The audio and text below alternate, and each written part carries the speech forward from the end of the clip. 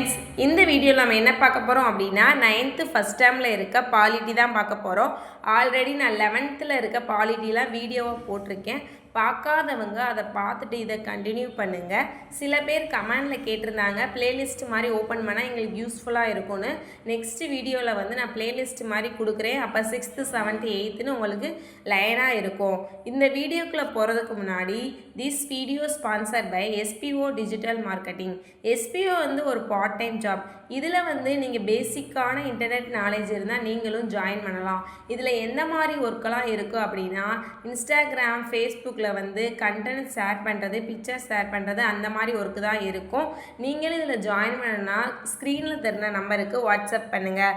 மேலும் இதை பற்றி ஃபுல் டீட்டெயில் வந்து நான் டிஸ்கிரிப்ஷனில் கொடுத்துருக்கேன். நீங்களும் செக் பண்ணிட்டு ஜாயின் பண்ணுங்கள்.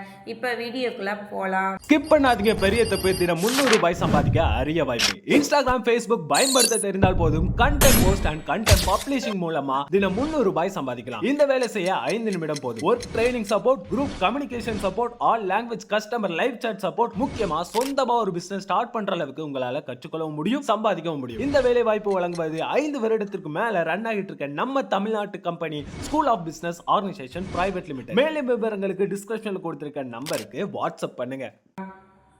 இந்த லெசனில் வந்து முக்கியமான பாயிண்ட்ஸ் மட்டும் கொடுத்துருக்கேன். அதை மட்டும் வேகமாக பார்த்துடலாம். உயர்குடியாட்சிக்கு எடுத்துக்காட்டு இங்கிலாந்து, ஸ்பெயின். முடியாட்சிக்கு எடுத்துக்காட்டு பூடான், ஓமன், கத்தார்.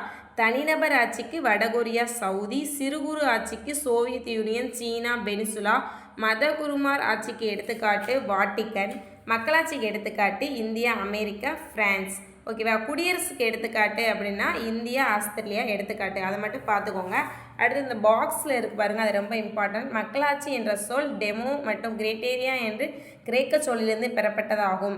டெமோக்ராசி என்றால் மக்கள் அதிகாரம், அதுதான் சொல்லியிருக்காங்க. இதை ஆல்ரெடி குரூப் 4ல் கேட்டிருக்காங்க.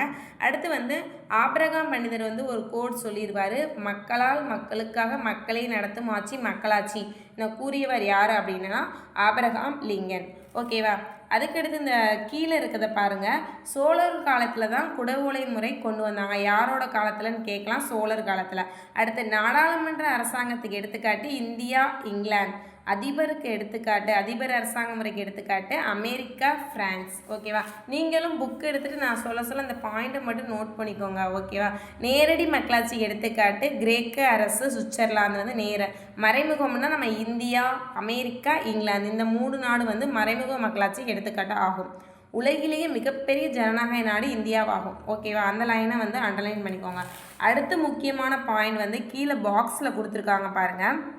அதாவது 1912-13 வந்து புதுடெல்லியில் உள்ள நாடாளுமன்ற கட்டடத்தை யார் கட்டினாங்க அப்படின்னு சொல்லி கொடுத்துருக்காங்க. எட்வின் லூயன்ஸ் மற்றும் ஹார்பர்ட் பேக்கர் என்ற பிரிட்டிஷ் கலைஞர்கள் தான் கட்டினாங்க. இதை வந்து 1921 கட்டடத்தை தொடங்கி 27 முடிச்சிருக்காங்கன்னு சொல்லி கொடுத்துருக்காங்க. அந்த பாயிண்டையும் நோட் பண்ணி வச்சுக்கோங்க.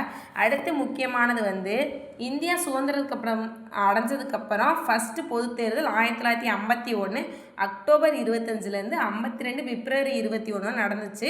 489 இடங்களில் 364 இடங்கள் வெற்றி பெற்று இந்திய தேசிய காங்கிரஸ் கட்சி அமைத்தது. இதோட ஃபஸ்ட்டு பிரதமர் யாராக இருந்தாங்கன்னா நேரு. ஓகேவா? அதை மட்டும் நல்லா பார்த்துக்கோங்க. அதே இது இந்தியாவின் முதல் பொது தேர்தல் எந்த வருஷம்னு கேட்டால் 1952. ஓகேவா? அடுத்து எப்பயும் போல் நீங்கள் சொன்னது மாதிரி 1 வேர்டு பின்னாடி கொடுத்துருக்கேன். இதை பார்த்து நீங்களும் புக்கில் வந்து நோட் பண்ணி வச்சுக்கோங்க. நெக்ஸ்ட்டு வீடியோவில் அடுத்த லெசனுக்குரிய வீடியோ போடுறேன். மறக்காமல் பாருங்கள். உங்களுக்கு என்னோடய வீடியோ பிடிச்சினா லைக் பண்ணுங்கள், ஷேர் பண்ணுங்கள், கமெண்ட் பண்ணுங்கள். முக்கியமாக ஃப்ரெண்ட்ஸ் யாராச்சும் டிஎன்பிசி படிக்கிறாங்கன்னா அவங்களுக்கு என்னோடய வீடியோவை ஷேர் பண்ணுங்கள். ஓகே, பாய். நெக்ஸ்ட் வீடியோவில் பார்க்கலாம்.